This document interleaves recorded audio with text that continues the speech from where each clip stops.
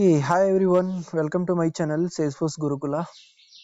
Today I am with you all with a new topic: app decommissioning or a retirement of some particular application or cleaning up the customization. So I have come up with these kind of use cases where I have did lot of decommissioning, especially of the Salesforce application. So my idea is to bring those particular key highlights so that it will be helpful for you guys, right? So let's quickly walk through about what are the different phases which we need to go through about the app decommissioning, right? So before that, let's talk about why this decommissioning will come into the picture. Okay, so as per my understanding, there could be only one or two possible ways why decommission is come into the picture. One is nothing but a process by which a business application is removed from the use, right? Assume we have some particular applications which is built inside the Salesforce, right? For example, a sales app, or could be any kind of a custom application, or could be a opportunity model or something like this, right? So in down the line, maybe businesses don't want to use this particular application, right? So in that case, it is a waste of keeping these unwanted technical components inside the Salesforce org. So this may cause different issues down the line. It could be a storage issue, or it could be a limit issue in terms of metadata, right? And the other possible way is nothing but, for example, a replaced by a new system and no longer support the business process, right? Assume we have a Salesforce application, right? Maybe XYZ reason, businesses wants to not to use that particular application, and they are planning to migrate to the some other application, right? Some other, it could be some Salesforce app exchange product, or it could be they're going out of the Salesforce application, right? Any other CRM or any other legacy system or something like that. So in these two major use cases, maybe we need to clean up our technical components, right? So let's see what are the phases or process involved in order to do this kind of cleanup activity. So I have come up with the five easy phases for decommissioning the application, right? One is nothing but a discover and assess. Second one is a plan and communication. Third one is a design and build. Fourth one is the delivery, and fifth one will be decommissioning and data destruction.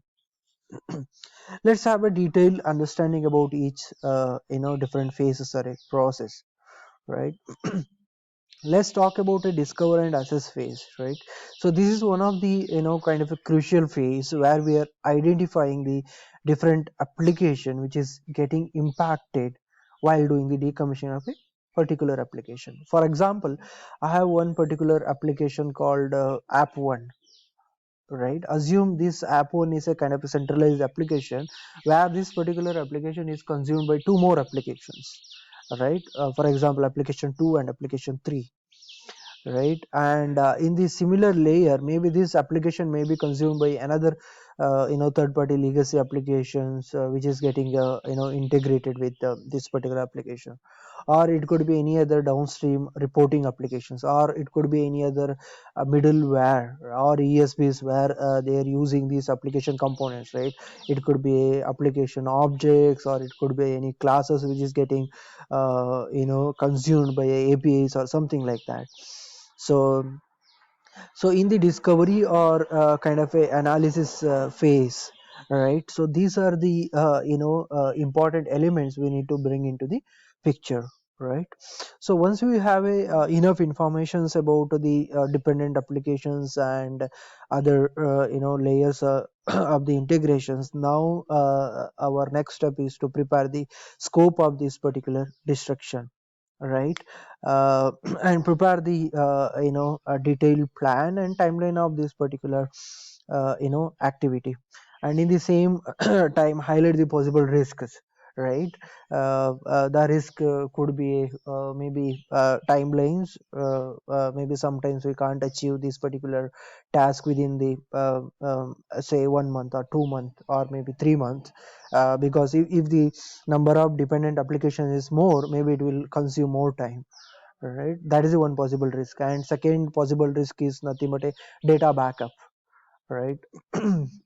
And what needs to be done, for example, if the business application is still used by some of the users, right? What needs to be done for those set of records, right? How we can migrate those records to the other applications, right? Or if we have a kind of a backup, detailed backup plan, how we can consume that backup data down the lane, by the end users, right? So these are the possible risks we need to highlight. Let's move on to the next phase. The another phase is nothing but plan and communication, right? So the take the output or outcome of the phase one, uh, phase one data, right? And come up with the detailed plan and the timeline for this particular decommission activity, right? The plan includes like when exactly we are going to identify the different components of the different applications, and define the who are all the users or a POC for each dependent applications, right? When this application needs to be completed, when exactly we are completing the integration layer dependency, or removing the integration layer dependency, or when exactly we are going to remove the other dependent application dependency. These sort of detailed plan we need to be documented, right? And communication is another very important aspect, right? So send out the detailed plan in your communication email to the different end users, right? And different stakeholders, right? And you send the same communication emails to the all the owners or development team of the different applications, right? And have a kickoff call, and do a kind of a detailed meeting about these planning and analysis and all those steps, right? Let's move on to the phase 3. I think phase 3 will be more or less it's a iterative approach, right? Design, build and testing.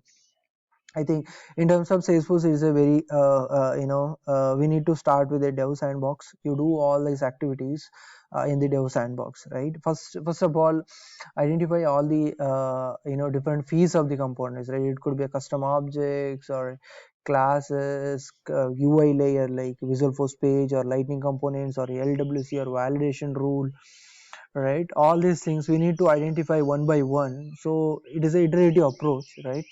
For example, whenever you are identifying the objects or a field, right, you can just directly go and delete from the UI. So whenever you are deleting the UI, for example, I'm just going to delete one object from the UI, it will list out all the possible dependencies, right? Take those dependencies and try to decouple all those different dependencies, right? And for example, if you're using a source control system like Git or Bitbucket or something like that, you just try to leverage the such functionality or such capability inside that particular repositories, right? And in developer console also we have the option called search in files, right? In the edit menu. So from there also you can just go and search the different components, and you can easily find out the dependencies. As we know, like we have IDE, VS Code. There also we can find the different references. For example, if you want to search some of the fields, right? In cases like if you are using some of the fields or objects in the a strings, right? Or it could be a dynamic queries, right? This is a kind of a crucial piece where you won't get the dependency list easily. So in that case, you can leverage the IDE for searching those sort of dependencies, right? And if you're familiar with the metadata level search and all, you can just go for a workbench, and there also you can do the sort of searching those particular dependencies, correct? So once you are done with this identifying the different components, right, in parallel you just prepare the package.xml Okay. So once you identify the enough components, parallelly you just start preparing your destructive changes, XML, right, and start doing the validation in parallel, right, validation or build. So you can do the builds in different ways, right. One of the ways, nothing but using the and right, Salesforce and migration toolkit. So that is a good place to start with. Or if you are already having some sort of a CI/CD setup, then you can leverage that particular CI/CD setup also, right. And this again a kind of a iterative approach, right, and you have to identify the components multiple times, and you have to prepare the destructive package.xml, right, build and validate and fix the failures, and iterate it till when you get the message like build success, right. And once that is done, then another crucial step is to modify or update the test class code coverage, right. This is one of the major important step.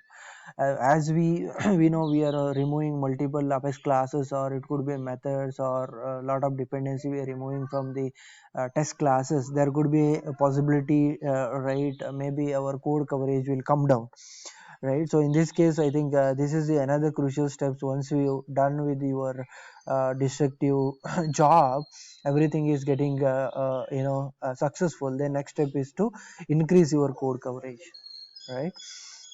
And assume like you are good with the code coverage everything, then we have to prepare a kind of a detailed plan for a data backup activity, right. And yes, it is a iterative approach. You do it multiple times in a iterative manner until you get the build success, right. And the fourth important phase is a delivery, right. Delivery and testing, right. If you can see this particular diagram. So right now we done with all the activities in the dev org, and next plan is to move the same exercise or perform the same exercise in our SIT environment, or it could be a QA environment based on your organization environment strategy. This naming convention can vary, right. Let's see what needs to be done in order to perform the same step in SIT or QA box, right. First major thing is nothing but take a backup of your metadata components, or it could be a your data, right. You take all the backups of your crucial data, right. And the second step will be perform all the pre steps, like running the pre-package for the other applications, right. Assume in case of the enterprise level of org, whenever you are doing the decommissioning, so that org can be referred in multiple applications or apps, right. Some of the times you can't run a single destructive operations for all the apps based on the company's governance or internal governance or standards, right. Maybe you have to follow the multiple destructive operations for each individual app level, right. If you're having that kind of a situation, then I think we need to go for a pre-package executions. Once that is done, and you execute your complete main destructive package in your SIT or UAT environment. Once that is done, again there could be a possibility that you need to run some kind of a post destructive steps for some other applications also, right. Assume you are good with everything, right. I assume maybe you will face some sort of a failures or challenges in each environment, right. Sometimes we miss some of the things due to the human error or something like that, right. Assume we are good with that, then perform the high level of sanity testing. If you feel like everything is good, right, and then you just enable it for a quality testing, right. And based on the quality testing outcome, you perform the same step in UAT, right, and you perform the same step in pre-prod, right. Whenever as we discuss about the detailed plan of the activity in the earlier phases, right. So you give a kind of a sufficient window whenever you are doing the same exercise in SIT or UAT, at least 2 or 3 days of a window, kind of a buffer period where you will get enough kind of a time for fixing some of the errors. What next? So next will be the actual decommissioning or retirement of the application in a production, or right. So then production decommissioning is a kind of a very crucial activity, right. And before executing this particular activity in production, and make sure you are performing the same activity in your pre-prod kind of environment, in a pre-prod environment, right. Pre-prod, what I am trying to refer is it could be called as a pre-prod in your organization, or it could be a full sandbox copy where you have to run this particular activity, right. The first step is to take a data backup from the production, right. So run all the pre steps if you have any, run the destructive package, right, and run the post steps. Right. So once that is done, and as part of a object delete, right, all the data also it is getting deleted. But the thing is, whenever you delete the data, and this data will be resides in the recycle bin for some period of time, right. It is always good to do a kind of a hard delete from the recycle bin.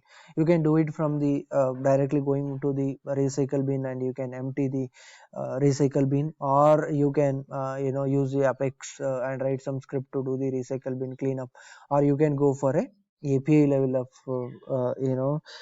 call to clean up the recycle bin, right.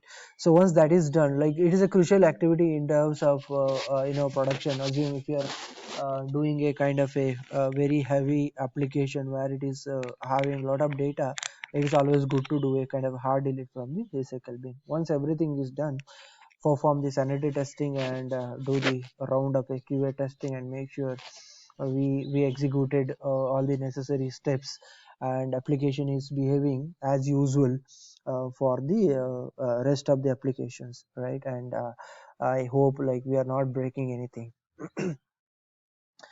And as for my experience, the some of the things, issues which I faced, not in the lower environment, and in the higher environment, especially in a full copy sandbox, or in production, is one is nothing but, most of the times we are scheduling the applications in productions, and somehow we are missing in the lower sandboxes, right.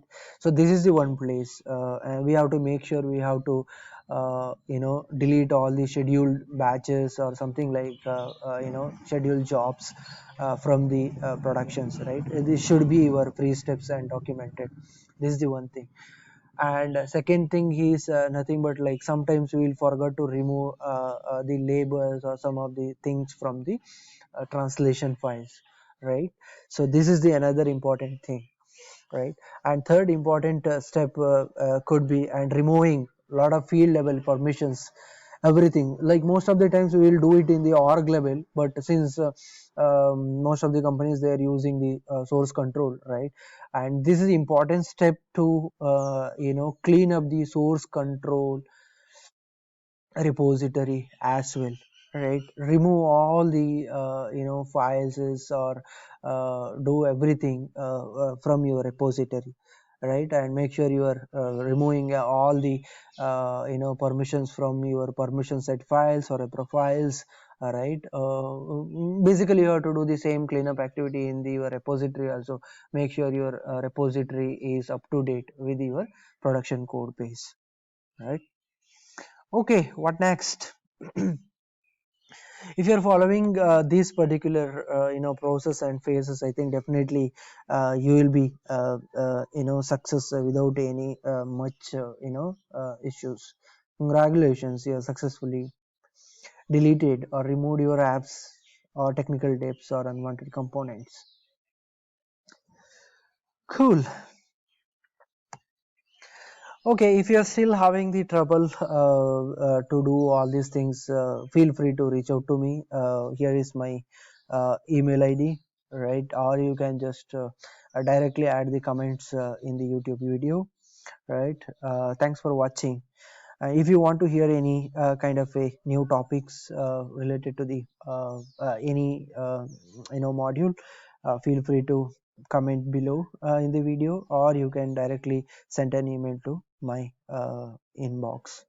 Thanks for watching. Have a nice day. I'll meet you in next video with some other topic. Thanks for watching.